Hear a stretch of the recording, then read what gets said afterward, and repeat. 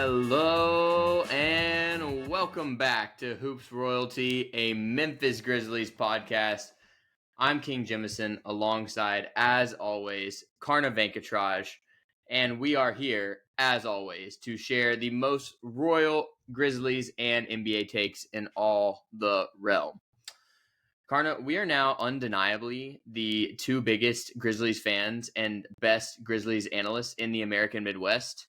And actually, if we have Midwest listeners to Hoops Royalty, please hit us up and tell us why you think you are actually the biggest fan or best analyst. We appreciate you listening.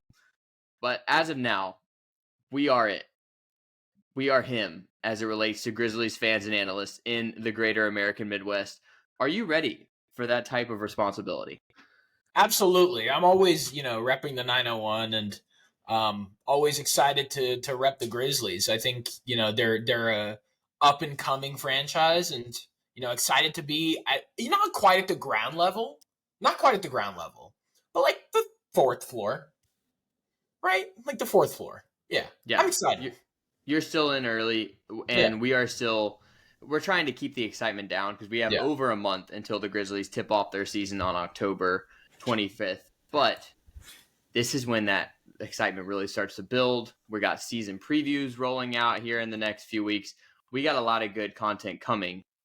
But I know it's been a while for us. It was a busy season with Karna's day job, with my move here to Chicago. But it was a good time to take some time off because this was the doldrums of the NBA season, or the NBA offseason, excuse me. And we waited long enough that now the content has caught up with us. There is plenty to talk about, particularly with Jaren Jackson Jr.'s performance at FIBA in a disappointing fourth place finish for the USA, and Ja Morant's content team starting to get that ball rolling, starting to put out some more videos, Twitter content, etc., indicating that he's ready to return a new person. We'll discuss whether or not we're buying it. But before we get to the show, Karna, I just have to ask you, on a scale of 1 to 10, how back is Texas? If you asked me last week, it's a 10 out of 10. This week, I'm a 7 out of 10. Some concerning stuff, but the Big 12 was weak this year, and I think we'll have at least a good showing in the Big 12 championship game, I think. I won't say any more. I really won't say any more. If it's going on the internet, I'm a little too excited. We were talking a little bit off camera. The analogy for Texas is that, it's that kid who walks into class every day and usually doesn't do the right thing, but now is doing the right thing. So as a teacher, you're just like, everyone shut up. Don't talk to this kid. Just let him do whatever he needs to do to make sure he's doing the right thing. That's how Texas has been traditionally. So excited to see them doing the right thing. 7 out of 10. Okay. Offline, Karna called 12-0. No. He said Nick Saban's washed. He Well, said Oklahoma is a joke of a program. No, did not say that. But honestly, Karna, I'm very happy for you and the rest of the Texas fans. As fan of the other UT, Tennessee, you need to represent the color orange and the letter T this year because it's not going to be the Vols. Yeah, it's a tough year for y'all. But that's the college football talk for the day. Let's now get into our royal decrees.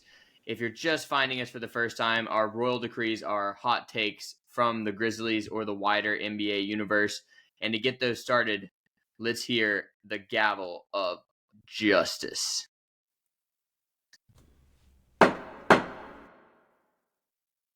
Karna, it's time.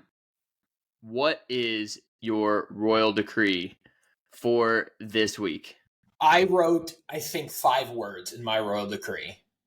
See what we have strategy. Now, this is kind of a,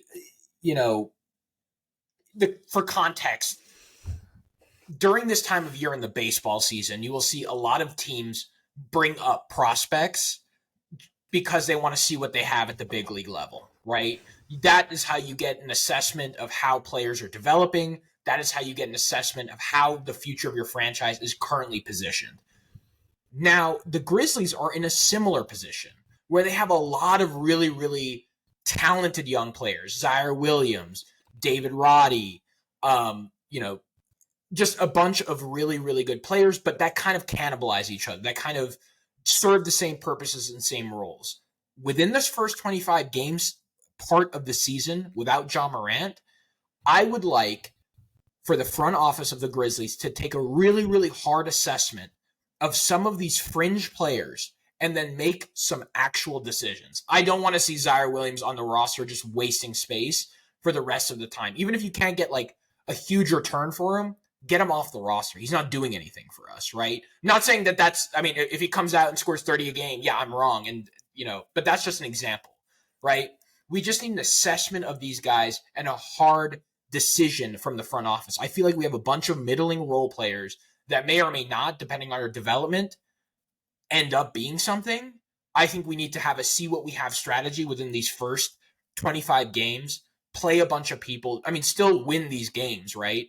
But when you were playing like the Rockets or somebody like that in December, throw David Roddy out there, just see what he can do. If he's, put him in a position to be successful. And if he can't, let's move on, right? That's my argument for a lot of our middling role players. They're good. They're great pieces to have. Are they going to win you a championship? Let's see what we have strategy says, and then make a decision from there. Okay, this is how I feel about that royal decree.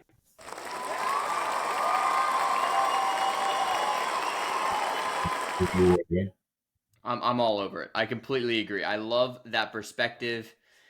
It kind of takes some of the pressure off the Grizzlies in those first 25 games, to be honest. If one of your stated goals during that time is, let's see which of these young guys are actually going to stick. And I think that's a huge open question right now. Like, if you ask me to rank Jake LaRavia, Zaire Williams, David Roddy, I just don't even know how I would begin. Like, I don't know which of those three guys is most likely to play a big role on a playoff team in the next 2 to 3 seasons. That's one of the big questions you got to figure out. I think you also have to figure out, can Luke Kennard play alongside two other guards? Can you have a 3-guard lineup, including Luke Kennard, Marcus Smart, and Desmond Bane? Could that translate eventually to John Morant, Desmond Bane, and Luke Kennard, or Marcus Smart substituted for Bane as well? Like, there's a lot of things that you can figure out. Can you play Santi Aldama at the 3? That would be another one I'd love to see. But finish your thought. I mean, it's because we have such a 3-headed monster in Memphis, where it's the offense is so focused on Desmond Bane, John Morant, and Jaren Jackson Jr. And you have these guys who kind of fit around that, which is how a lot of NBA teams operate.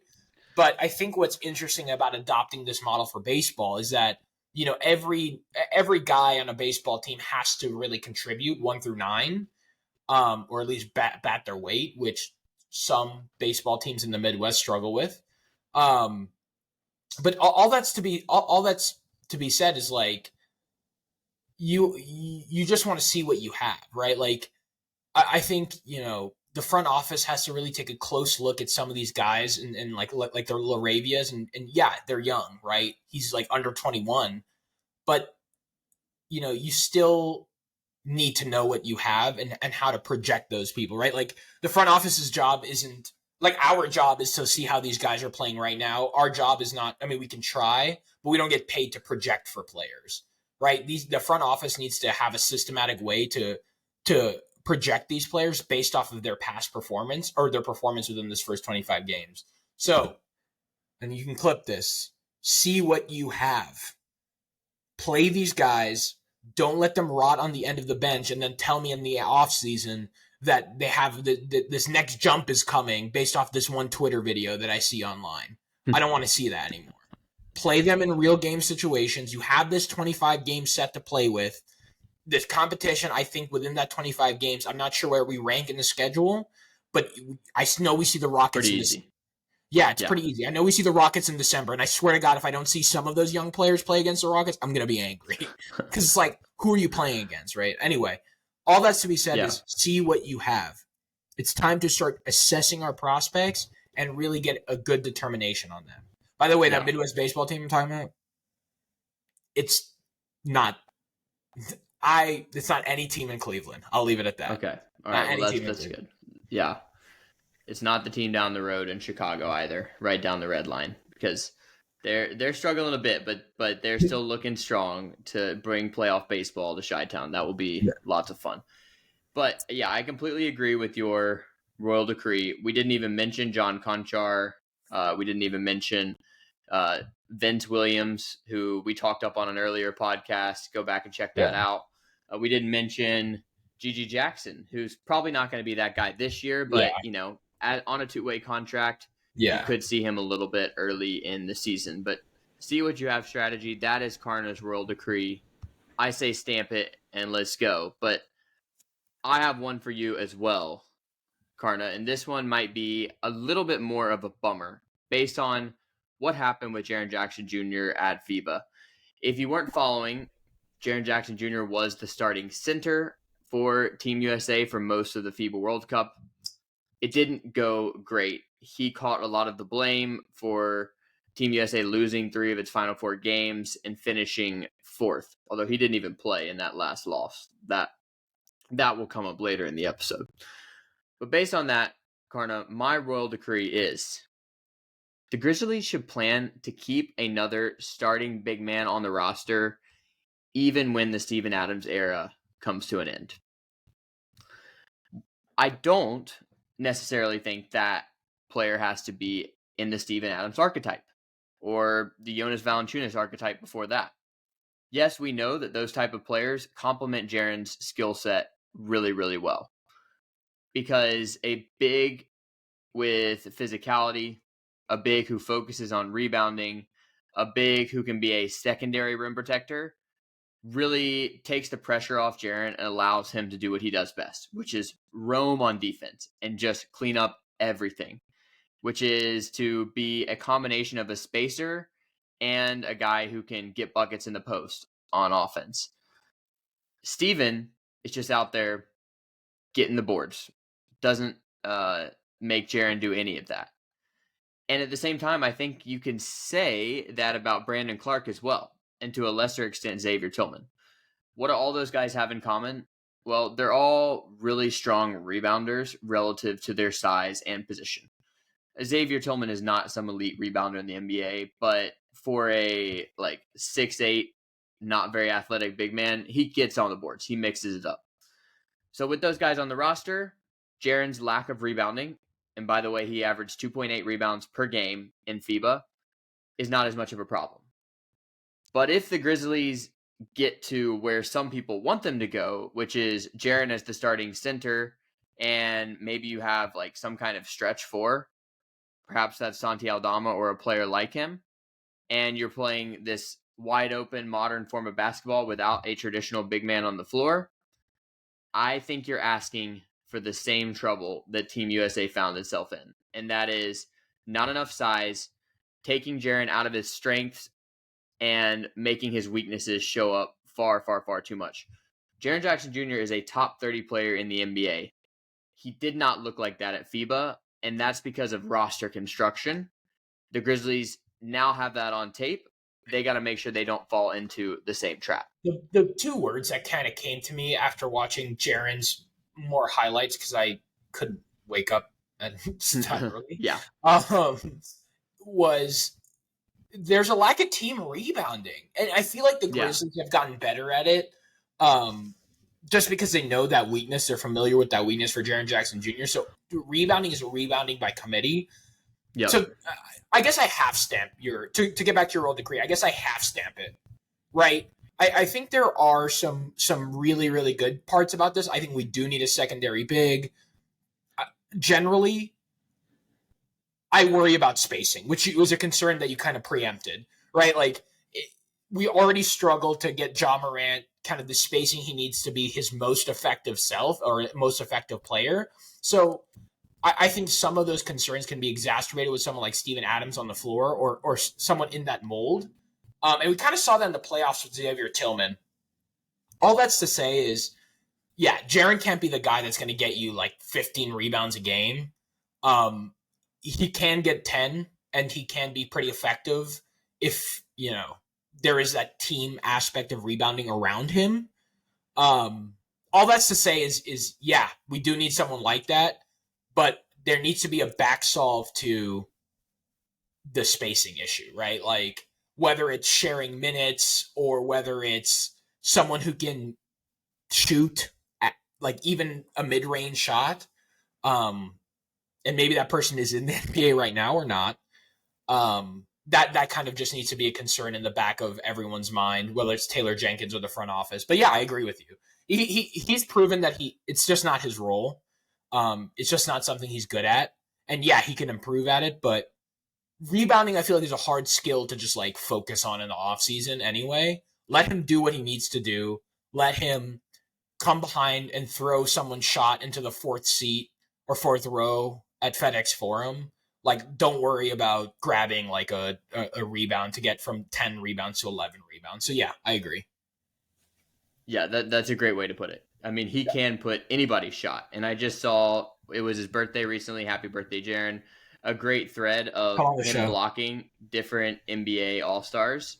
And there's not many people who have escaped him.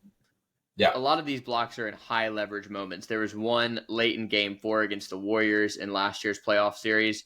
He was one-on-one with Steph. Sent that back. Actually blocked him so hard that Steph caught the ball on his way down and went out of bounds. Grizzlies ball.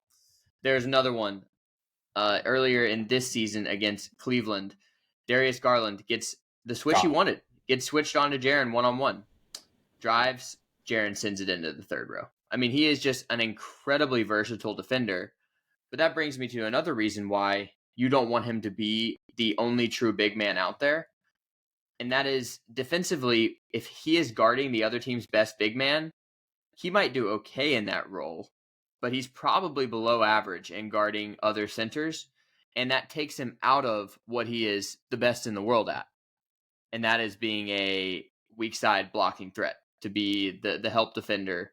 As long as he's the 4, you put him on the other team's weakest shooter in most cases and let him do his thing. Let him run. Yeah. And he's altering every shot. I think, those highlights are great. And I think for people who like watching that, I mean, it's great. And it's great highlights. What I don't think it completely captures, and I don't know if any stat really captures this overall, is that at certain times in the game when he's on the floor, he almost takes away the whole paint from other guards. And I think that effect in itself earned him depoy. But more than that, it like accentuates his value to the team, right? And you take away some of that really, really high leverage, high value skill for rebounding, then you're like, it's like, would you rather have a player who's mid at 2 things or like really, really good at 1 thing and needs help with another thing, right? Yeah. Like, will he become a mid defensive player if he starts rebounding? No, probably not. He'll still be elite, but he won't be as game altering as he is right now. I firmly believe that. And I think you brought it up. Yeah. Yeah. The good news is the Grizzlies still have Steven Adams. Yeah. And hopefully at the end of next season, heading into all the seasons after that, they'll have Brandon Clark. Yeah. Who we've seen with all the lineup data is a perfect complement to Jaren Jackson Jr. Even though he's a smaller guy, Brandon's rebounding ability is through the roof. Where do you think Jaren Jackson Jr. and Brandon Clark rank in NBA rap duos? The only other NBA rapper I know about is Dame. Please fill me in on others. Dude.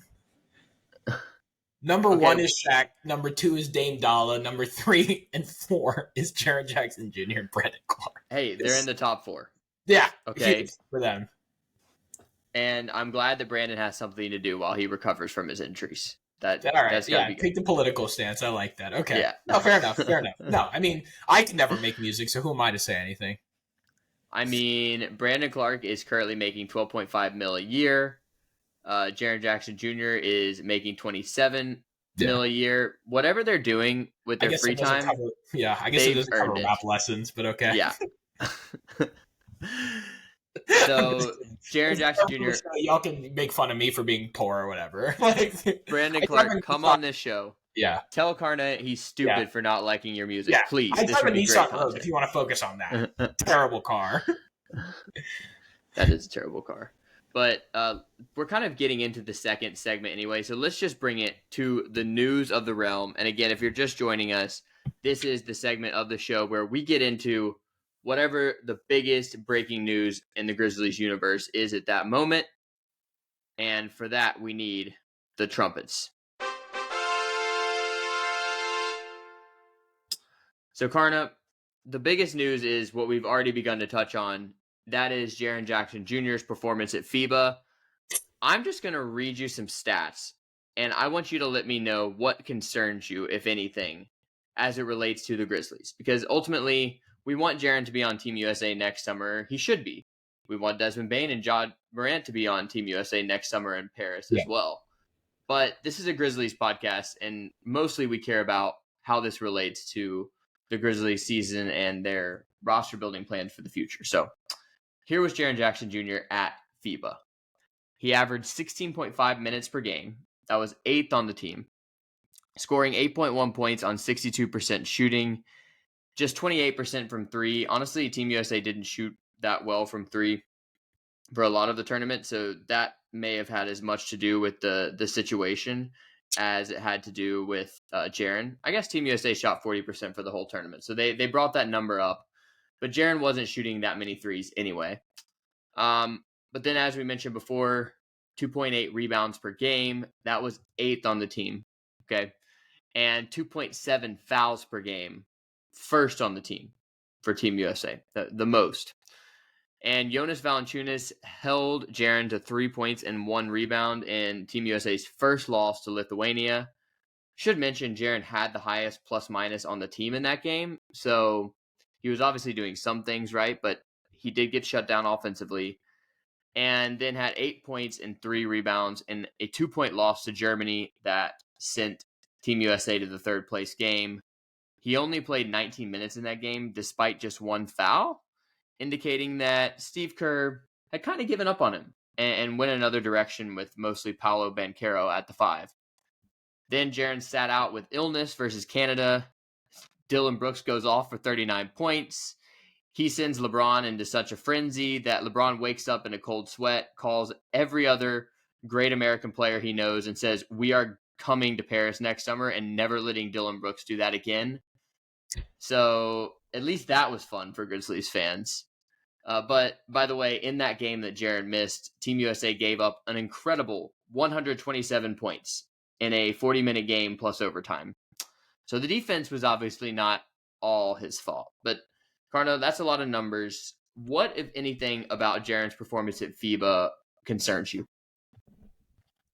I swear to God, I saw people on Twitter being like, "Is this the end of Jaren Jackson Jr.?" I was absolutely livid. It means nothing. It means absolutely nothing. Because, and I'll tell you why. In a team sport, if you put 4 other pieces around Jaren Jackson Jr., it is going to materially change how he has to play the game versus the people he's been playing with for almost 3 years now and has made playoff runs with. So that's one piece, right?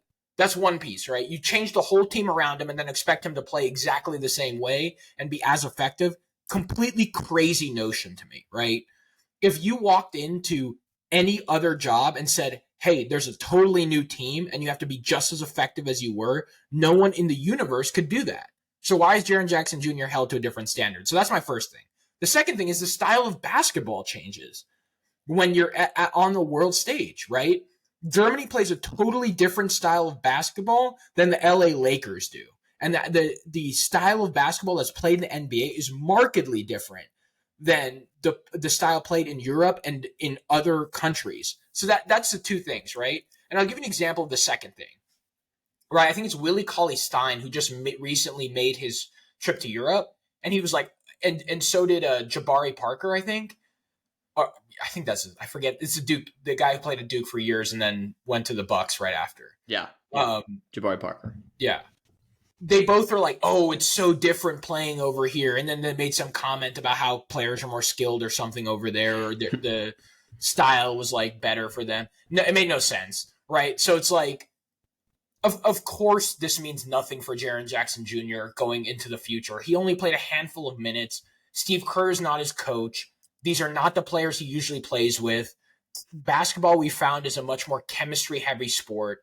It's not like the WBC in baseball when you have a guy that sees a 98-mile-an-hour fastball and should be able to hit it. This is totally different. It's a free-flowing game that relies on chemistry. John Morant can hit Jaren Jackson Jr. for an alley-oop without almost looking. There's no one on this USA basketball team that can do the same thing, that can find Jaren Jackson Jr. in his most comfortable position, like Ja or Marcus Smart will be able to, or Desmond Bane is able to. So nothing to worry about. Did he have a great FIBA World Cup? No. It was more of a thing where if he makes the progression, great. That's awesome to see, and I'm excited for the season. If he had a bad FIBA World Cup, it's really no concern. I don't feel any concern. It's just he needs to go back to the drawing board and work on a couple of smaller things, and then he'll come back and be effective because he's in an environment that's comfortable for him in a game that he understands better. It was his first international tournament too. So let's all pump the brakes a little bit. This isn't the end of Jaren Jackson Jr. He'll be just fine. To those people saying that Jaren Jackson Jr.'s DPOY was a fraud or that he is a grossly overrated player, we got to take those takes out to the trash. Put him in the trash. Forget about him because, Carter, you're exactly right that the context matters here. And he was not playing with the team he's used to. But more important than that, he was not playing the role that has made him so successful in Memphis. I will push back, or at least take a different take on one aspect of it, though. I do think it should, as I said in my royal decree, change the Grizzlies' plans a little bit. If they were thinking that Jaren is our future five, that once the Steven Adams era comes to an end, whether that be at the end of his contract, at the end of I believe this season, or maybe you re-sign him for another 1-year deal, something like that. 2 to 3 years down the line, if they were thinking Jaren should be the starting five, I don't think that's a given. In fact, as I said in my royal decree, you need to have plans to have another starting level big man on the floor with him, because not only is Jaren maybe not very good at that role of starting center, but even if he becomes okay at that, you're still taking away his greatest strength. You're taking away his ability to be that roaming shot blocker, the ability to be that combo of a spacer and a low post scorer that is really only brought out if you're playing him at the 4.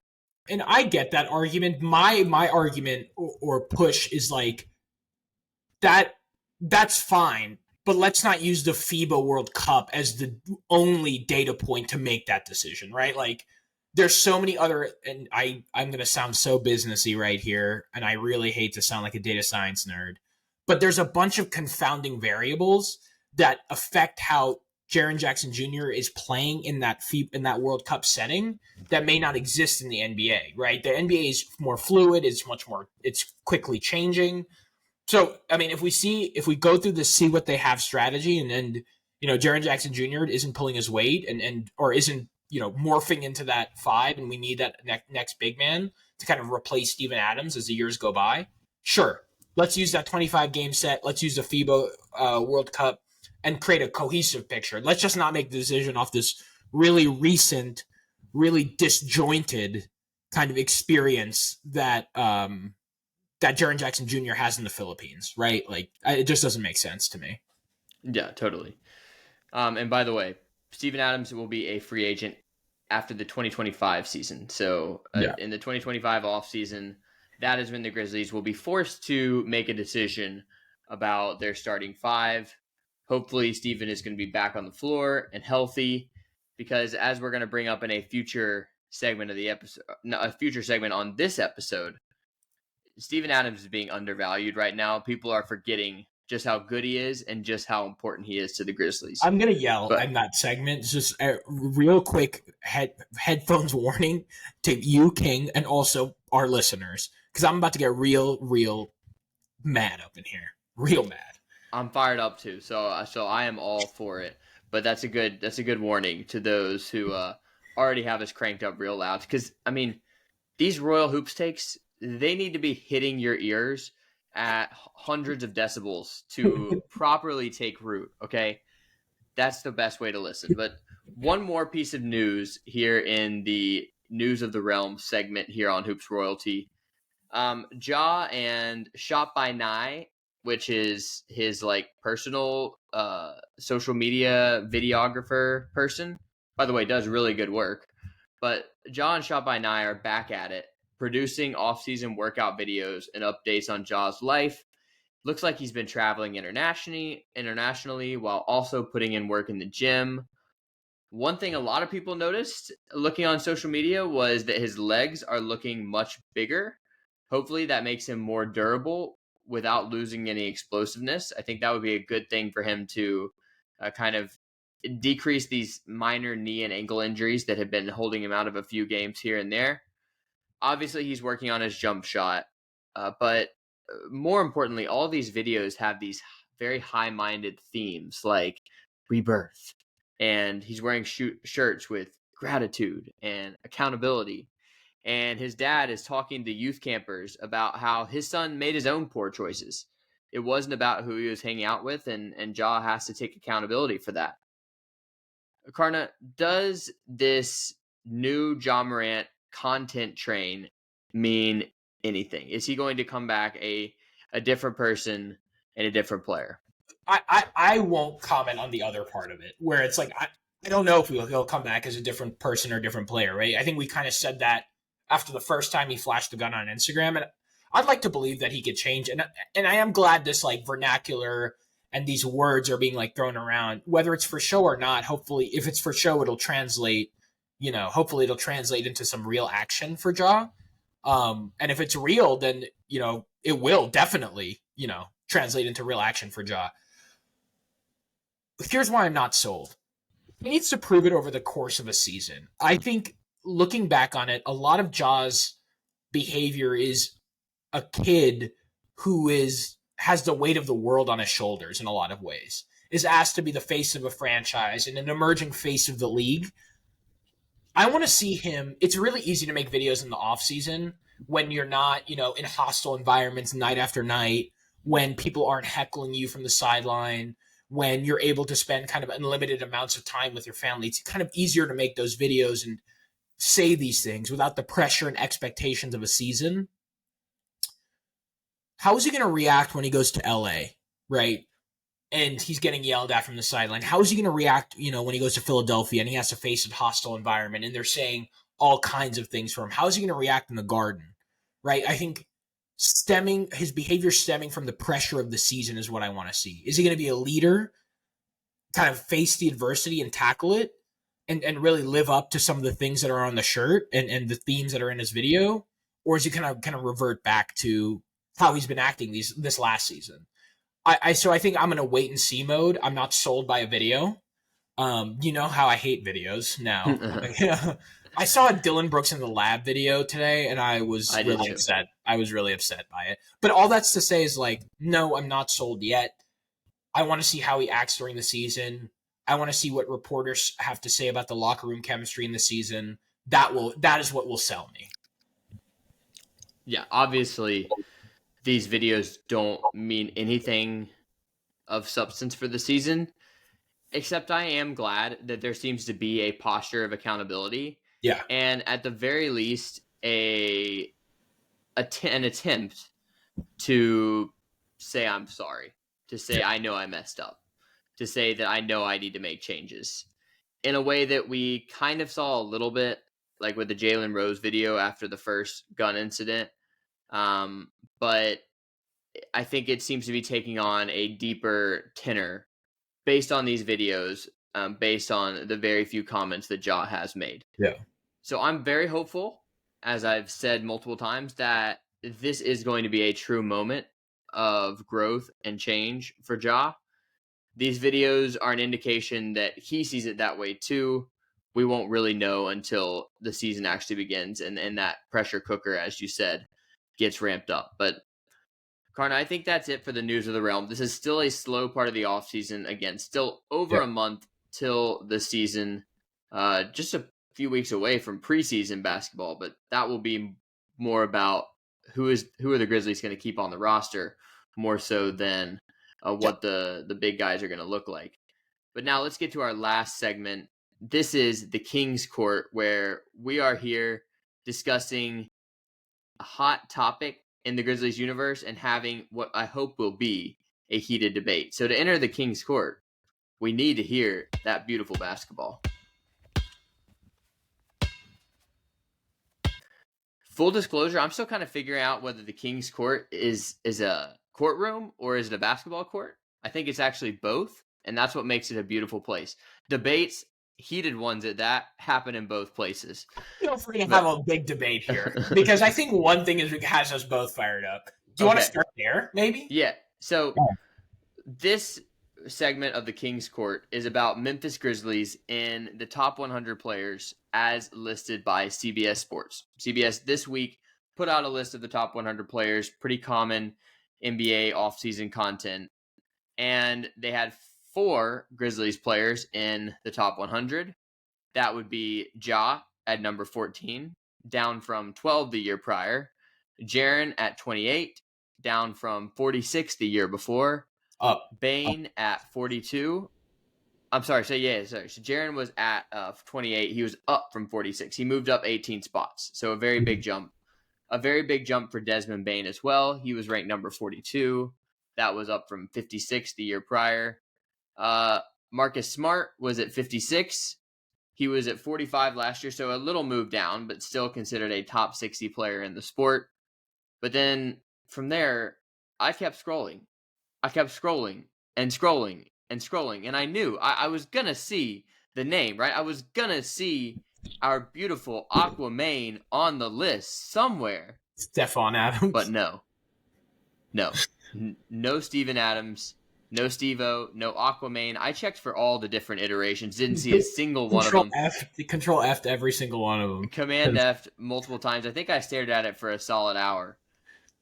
And yet his name never appeared, which I think pretty much means CBS Sports has to quit their NBA page or hire both of us to run it because they have no credibility left.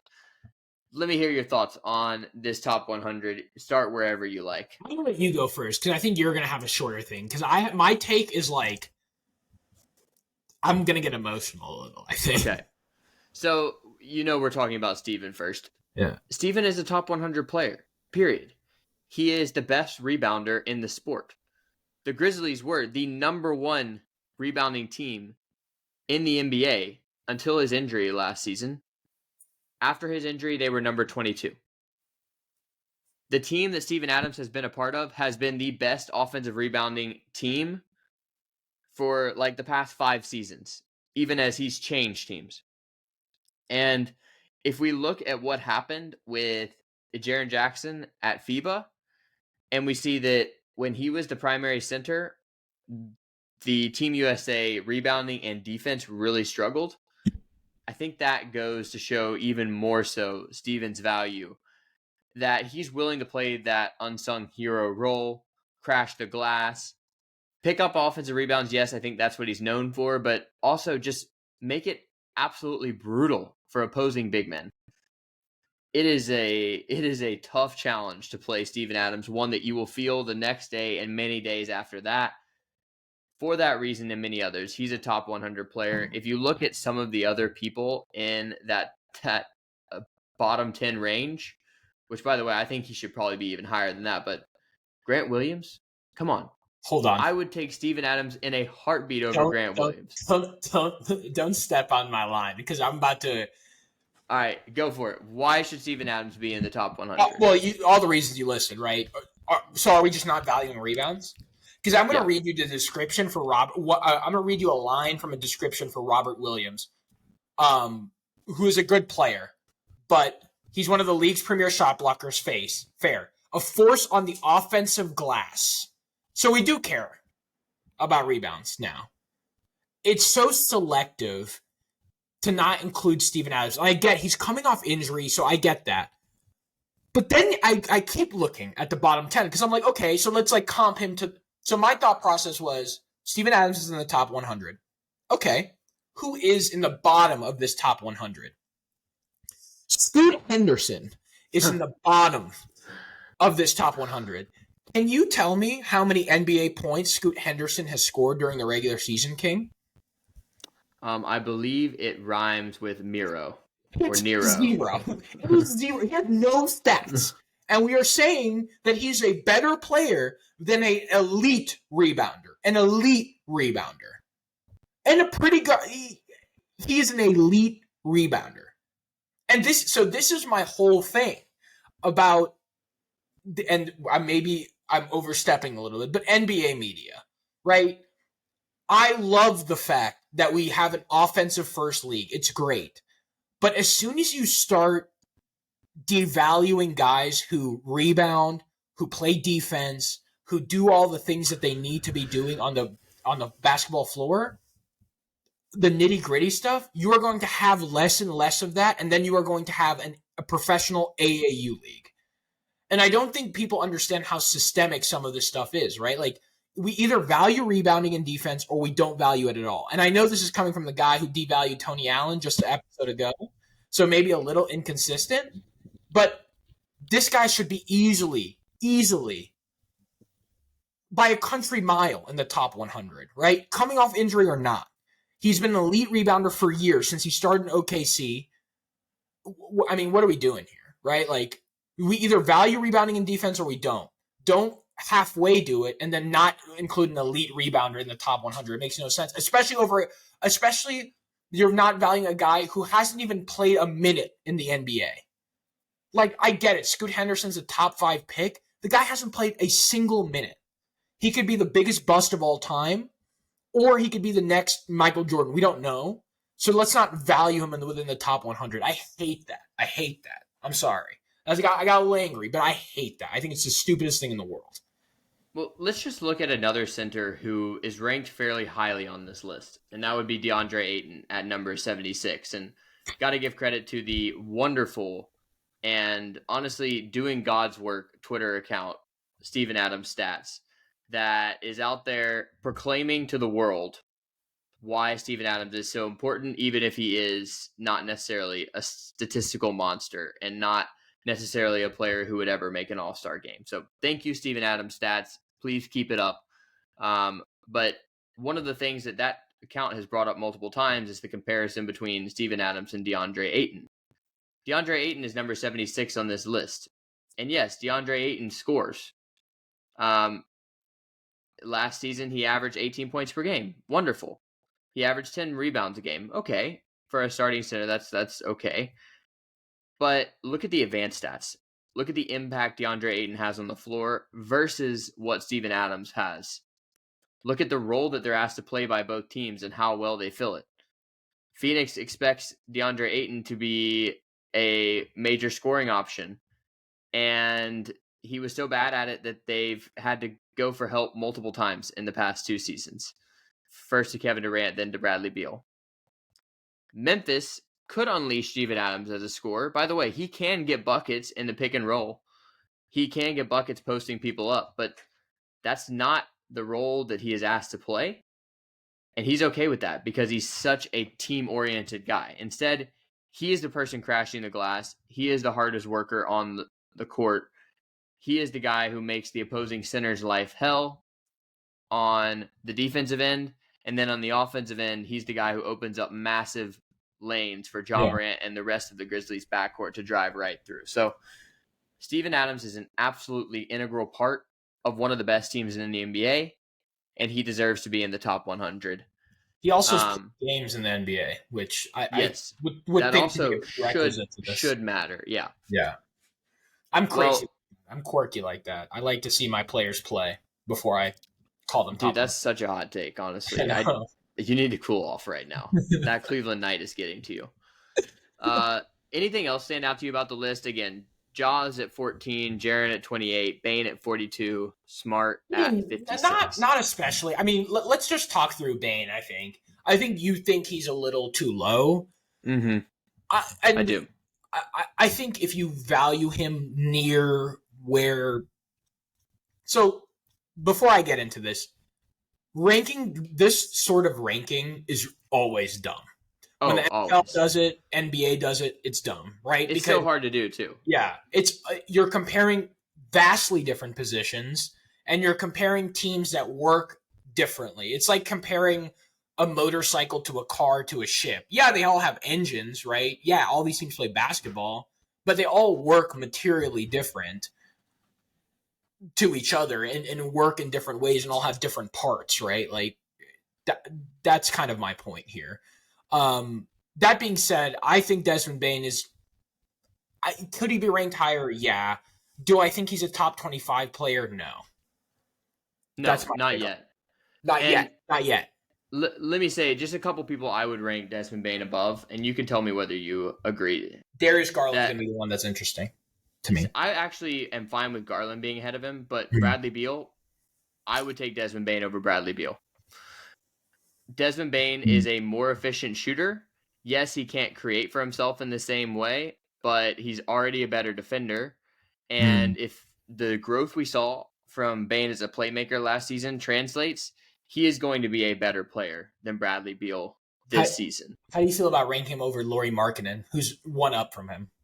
That's hard to say because Markkanen was like the number one option on his team. So I'm actually comfortable with that, with where he's ranked right now. Yeah, and this LaMelo, is kind of we haven't seen him in forever. I mean, that would the Hornets trade LaMelo for Bane right now? Probably not, but neither would the Grizzlies because Bane's skill set as a complementary player is at this point a lot more valuable than what LaMelo is as a primary creator. Maybe as LaMelo returns from injury, he'll make that look stupid. I also think that if you ask the Mavericks, honestly, whether they'd rather have Desmond Bane or Kyrie Irving. Oh, Desmond Bane. Are you kidding? It would at least be a long discussion. Dude, I don't think it would. I don't think Kyrie and this is what I'm talking about though. Like Kyrie and Luka don't fit as well as like if we were playing 1-on-1 on the blacktop, I'd take Kyrie Irving every single time. I think Kyrie Irving's a generational talent. Do I think Desmond Bane might fit in better than Kyrie Irving in Dallas? Maybe. Yeah. So that's kind of my thought process behind the rankings. But yeah, I think Bane is probably where he should be. I think he'll make a big jump this season, depending on how he recovers from that toe surgery. Or was it toe surgery, right? It was toe surgery, yeah. Toe surgery. So I mean, yeah, I mean, I think he's fine. This is my hot take for the list in general. I think Jaren Jackson Jr., and I've been saying this since we kind of did our offseason wrap. I think this year is when he transitions from like the 25 to 35 to the 15 to 20. Wow, range. So like borderline All-NBA. Borderline All-NBA. Which, by the way, would earn him a lot of money if he gets another Defensive Player of the Year award or All-NBA this season. Yeah. He's about to be a very rich man. So which would be great. Yeah, if he earns another DPOY or like another All NBA, something very good has happened in the Grizzlies season, such that we are probably top 4 in the West. Yeah, right? Like if he plays to that capability, then and all things else being equal from last season, I think we're talking like a top 4 Western Conference team set to do some big things in the playoffs. Yeah, and it is kind of crazy that the consensus best defensive player in the sport last season, at least last regular season, is number 28 in the list. I actually think where he's ranked is okay, but still, is that how lowly we value defense? That the Defensive Player of the Year, who also happens to be a very good offensive player, is number 28. I mean, I think that just goes to show a lot about what we value as NBA fans, NBA media, and Jaren is going to have something to say this season for all those people who are calling his Defensive Player of the Year award a charity case, because he was by far the best defender in the sport last season. And just because he didn't have a great playoff series against Anthony Davis when Jaren's own starting center was out, no Steven Adams, by the way, we just told you why that matters. And just because he had another rough stretch in FIBA, again, where he's playing out of his position, that's making people forget just how incredible he was last season and how much potential he has to grow into more. Yep. Couldn't agree more. Ja at 14 is very fair given the season he just had. However, his upside is even higher than that. I mean, when you look at the people ranked, top 5. Yeah, his upside's top 5. Okay. And is he there? No. Honestly, I thought that was a pretty generous ranking. I mean, he's ahead of Kawhi Leonard, Donovan Mitchell, Paul George, Jamal Murray, De'Aaron Fox. Like, CBS Sports clearly still values Ja, but his upside is to be one of the very best players in the entire sport. We hope that with these accountability t-shirts, he's going to come back and be ready to be that dude. But Karna, any last thoughts for this offseason edition of Hoops Royalty? No. Keep on the lookout. We'll be around. I think this is separate from what I just said, but I think the Grizzlies are poised to have a really, really good season, or a season where there are some hard questions that the front office has to answer. I think we are at an inflection point for this franchise, and that's why you should be following along. Yeah, because I think we have some pretty good takes, and this is an inflection point in the season, and really could. And this is going to sound dramatic, but it's true. With the level of talent that's on this roster, if they don't have the season that they do, they can change the landscape of the NBA, depending on where these guys end up. So just follow along. We'll be following along. I bought my NBA League Pass today. I'm not missing a game. I'm sure King won't. So I may miss a couple, but I'm generally going to be around. And I know King will be as well. So definitely follow along. We're at a very interesting point. I feel like we got in at the perfect time, and I'm excited to cover the team. We may physically be in the Midwest, but in our hearts, we're in the M. And we'll always be in the M. Baby, tatted. And this is going to be such a fascinating season, starting with Ja's suspension, but continuing into the first year of real pressure and expectations for the Grizzlies, maybe ever, but certainly in this iteration. So that's going to do it for us at Hoops Royalty. Please follow us on all the social medias. We're there, Twitter, Instagram, TikTok. On YouTube, please like and subscribe. We also have some shorts coming out if you're into that. And we're going to get our TikTok page up and rolling more so.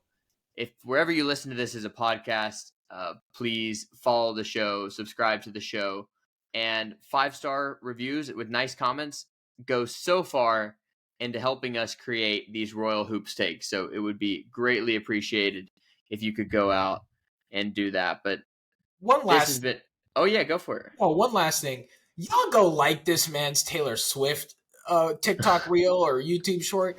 This man, first of all, a love letter to his wife. Second of all, well put together. Third, have you seen a man with this much Grizzlies knowledge before? And this much Taylor Swift knowledge? Are you kidding me? I may be one of a kind in that regard. Like that man. Dude, go like that man's work, please. It's on TikTok. It's on YouTube, or excuse me, on Instagram Reels. It's on YouTube too. I put it everywhere because I spent way too much time comparing NBA teams to Taylor Swift albums. It would mean a lot if you go out and watch it, like it, comment. Like it. Even if you care nothing about Taylor, which, by the way, if you think you're like cool doing that, you're wrong. You got to actually listen to the music and see if it's good, because I'm pretty sure you'll be convinced. You know what? One of our mutual friends paid me to listen to Evermore and what's the other one? Folklore? Yep. I was a hater at first. I'm surprised. The range is crazy. The range is kind of crazy that she has. This is why she's generational. Yeah. I was number one hater too, for real. But actually listening to some of the music, it's not terrible. I mean, do I put it on like on my own? Yes. I'm just kidding. But no, yeah, she's good, and King is even better, so go like that thing. Well, thank you, Karna. I appreciate you. And again, that's it for us at Hoops Royalty. We'll be back with more Royal Hoops takes for the Grizzlies and all things NBA. Like, subscribe, check us out on social media. We're so glad you're listening, and we will see you next week.